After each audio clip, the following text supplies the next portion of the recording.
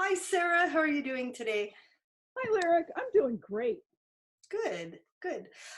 Let's just chat for a minute. Tell me how things are going for you. How long have you been stuck home? What are you working on? Well, pretty much this is life as usual for me. The the years have taken on sort of a rhythm, and fall is usually some teaching jobs, prepping for Houston, teaching at Houston, coming home immediately, my older son's birthday, then Thanksgiving, then Christmas, then collapse. Then I sort of regroup, take a deep breath once all the Christmas stuff's put away. And the next 3 to 6 months are intense activity because I try not to book too much stuff. Since I live in Maine, it's a production getting anywhere. It's about a 3.5, 4 hour drive in good weather to Boston, and the parking's god awful expensive. So I fly little planes out of Maine to somewhere that will then get me to where I'm going. They probably And don't even fit your luggage. when I take the Cape Air flight, that's a 9-seater plane. I once did a blog post because I was in the last row and said, this is not a minivan, taking a photograph out the windscreen, looking at the sky past the pilot. And I have had way too many trips coming home from Houston where I've been blizzarded out or too much wind or whatever. The last flight that I took out of Augusta to Boston was like a Nantucket sleigh ride. It was one of the bounciest flights I've ever been on in my life.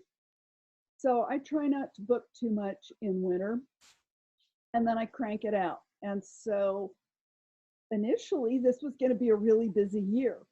That's kind of gone by the wayside for the first 6 months, but I got selected, to my utter astonishment, to be a Michael Miller brand ambassador for this year. And it's a much more structured, organized program than any other that I've ever been in. And they want you to do a blog post 2 out of every 3 months in a quarter, and you feature fabrics for that are going shipping to the stores and becoming available for that quarter. And hopefully August, September, October will still be crazy, hectic, busy. So I was trying to get a lot of my projects, like more than half of them for the year, done now. Mm-hmm. And so I've been working on those pretty much nonstop since January. And I've got a new workshop. Oh, I've been seeing that on your posts. So yeah, I've been. Give us more of a peek. Yeah, I've decided finally to get with the program and do half-day classes, even though I'm not fond of them. So this. Put it up and hold it still for a minute. Lovely. And there's the other end. And what it is I've Very been nice. taking a day-long workshop called Tame Fussy Fiddly Threads. Mm-hmm. And I got tired of teaching everything feasible applique. So the first half of the class instead is using textile paint through freezer paper stencils on cloth. And then the afternoon is learning how to deal with fussy threads. I realized that if I cut out the paint portion, I could translate that fairly directly into a half-day class. So I messed around and printed different colors at Spoonflower. Gotta love Spoonflower. Gotta love Spoonflower. And then I practiced on the blue samples. Mm-hmm. And so this is going to be mastering metallics, and it's going to be one thread through the needle, and then one thread is bobbin work. Mm-hmm. And so, I had to get the class sample done so they would actually have a photograph to put in the catalog on the website. Yep, I know exactly how that goes. So you have an idea, and my problem is I usually have an idea for a new class, which only happens like once a year. And I finally figured out that teachers who offer new classes every year are teaching the same technique with a different pattern most of the time. Different looking project. Right. Yeah. And all I ever do is techniques. I don't do projects. So right. I have the same class, but it's different every time I teach it. But then they want a new class. So most of the time I just give it a new name. for the places that want a new class and teach the same thing. And that's exactly what this is. It's the same substance, but I'm like you, I want to teach people to go off and do their own thing. Right. And nothing is more exciting than when somebody takes it and runs with it. And so I want to teach them how and to understand the process. And then they can go do whatever they want. Once you've got the process down, it's like my collage, the garden, the thread coloring the garden, and the whatever I call the first day of that workshop is. Yeah, I think it's collage the flower. I don't know. Thread coloring the flower is the second one. But the process of doing, cutting up and collaging little bits of prefused fabric is the same whether you're doing a dog or a person or a flower or a landscape. And so it's learning how to use your photographs, preferably their own, or sketches, and then just learn the process of how you translate a photo into your own pattern and go. So it's, but so anyway, I'm trying to do some half-day classes. And then I've been on a bag making kick. My first month, for one of the first projects I did I tried to put sit with stuff piled around me. I had absolutely no idea what to do for my first project for Michael Miller. I looked at all of the available fabric lines and kind of went, oh, and there was a really cute one with space aliens. So I asked my daughter-in-law, who teaches kindergarten, if she would like some floor pillows for the kids, because I know she's got a reading area. So I made these huge, look at how adorable those faces those are. are great. So I'm hoping later in the year to do stuffies. And then it's called Super Fred. And this is the other line. And somewhere in here it says, Fred likes to whiz into outer space. And as the mother of little boys, you will laugh because I at first didn't read the outer space. I was kind of going, yes, little boys do that. Ooh, yes. I won't tell you about the time when and with boys, it's like, they're actually easier in a way because you're out and about outside, and it's like when they're little rubbery. Yeah, it's like, I'm sorry, kid, go to the bush. And then to go home and have to tell them, no, you can't do that at home. And no, you can't pull down your pants and do that at home when there's a toilet. Yeah. My boys aren't so little anymore. If they watch this, they're going to be embarrassed. Well, we've lived since the boys were little, or since Eli was born. We've lived in really rural places, and so right now we're in the middle of 11 acres, and it's like we couldn't understand why the previous owners of the house closed up the windows, locked tight, covered, even velcroed something up over the doorway into the kitchen, because who's going to look in? The deer? Maybe it was climate control. I don't know. No, this house is insulated out the wazoo, so who knows? Okay. So I've just been working on, but doing that, trying to do the blog post and write how to do custom home deck and how to Dacron wrap your cushions and how to do the zippers and do a home deck project like that. The pattern was 10 pages. So I got smart, and this quarter I'm using 2 patterns from By Annie. Annie Unrein has a fabulous company, and another smart business example that I wish I had understood and seen when I started in business. What you want to do is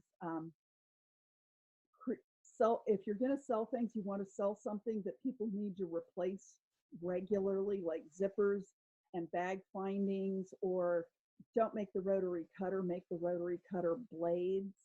And so you know, to develop a consistent market. And some of the teachers do that. A couple friends of mine have a business, and they dye fabric and the threads and all sorts of things. And they revamp their workshops every year, and they sell out and fill every class every year, because just like you, it's the same process. but it's a different project and it looks different. So people Yeah. are happy to come and play with their friends and spend time. And so, So are you doing anything differently at all other than being at home instead of off traveling like crazy this spring? we Maine is now under, it was, you know, social or physical distancing, not social Right. distancing, but physical distancing. But starting yesterday, I guess it was, no, 2 days ago, we're under stay home orders. And so you can go out to go to basically medical appointments, the And the grocery grocery store. store, or if you need gasoline, unless you are in one of the essential services. Right. And my son is older son's an electrician, and so he's still working, which is good for his bank balance. But he said there's absolutely nobody out there. You know, just one day before the stay at home order went into effect, he and his wife hopped in the car and it's like, we're going stir crazy, so we're just going to go for a drive. Yeah. And they drove around, and places in Portland that are normally, you know, the only time you see available parking spots are at like 3:07 a.m. Yeah. It was a ghost town. Mm. So it's really pretty empty, and we're lucky that it hasn't hit bad up here, at least so far. I think because we kind of watched what was going on the West Coast, and everybody realized it's a good thing we're at the end of the continent. And it did take a while to reach here. And by the time it finally did get here, it came with people who had come up from the mid-Atlantic states in the New York City area. And people were already, you know, doing the Being 6 feet careful. thing and staying in and being smart about it. Well, I hope you guys remain bored and only mildly affected, if not unaffected. That's the good thing. I mean, we're apart because we love each other, and if it works, it will feel like we did it for nothing, and that's fine. Yeah, there was a doctor that was in one of the White House press briefings a week or two ago, and she said, if when this is all over, you look around and say, well, that was a whole lot of something for nothing, then that means we succeeded. That was a really good one. That's Yeah. probably the thing I was remembering. Yeah, and Good. it's true. So, plus here we're so rural. I've really enjoyed, one Facebook friend lives in Northern Virginia, and they decided to do a wildlife safari for the school kids. Yeah. And so people were asked to tape stuffed animals to their doors. And then the kids would pile into the car with mom or dad, and they would drive around slowly around the neighborhood, and the kids would write down what critters they saw taped to doors and then go home and look them up on the internet. I thought, what a great fun idea. And that's the sort of thing that you can do in a neighborhood, as opposed to us where, you know, the Right. neighbors are at least a quarter of a mile away. Yeah. And we've got more wild turkeys and deer by a long shot than people. That's funny you should mention that, because I've been working on an alphabet safari for our neighborhood too. I like the word safari. We just did animal scavenger hunt, but we've got a spreadsheet and they're just taping pictures in their windows. Yep. But I've got a worksheet for the kids to fill out, and we've got a spreadsheet where the neighbors are putting their address of where each alphabet letter animal is, and then same thing, ask them to include links of their What they're doing. of funny videos and trivia questions and things like that. And after we're done with it, it's going to be up for Just Our Neighborhood this week. I've got all of the things all ready to go, and they'll be on a page on my website, and I'll put it public after I'm done with the spreadsheet and figure out how to make it work a little bit better, so that everybody can just pull it and send it out to their neighborhood too. Because I think finding ways to create community and do things for your neighbors without being there together with your neighbors is really important. Good thing. How old is your youngest now? The youngest at home just turned 14. Oh my gosh, I was thinking about it today. The first time I met you in person, I'd known about you online from the quilt art list, but the very first time I met you in person was at the Fairfield Fashion Show, and you had a garment in it, and you were pregnant with him. and you weren't even hardly, I don't think you were even showing yet.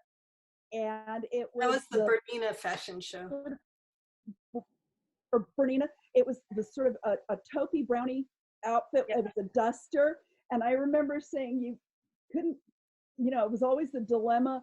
Do you make something really fancy or something that you could actually wear? And you made something you could actually wear because you could fit into it. And I was like, oh my God, she's had how many children and she can fit into a size that small?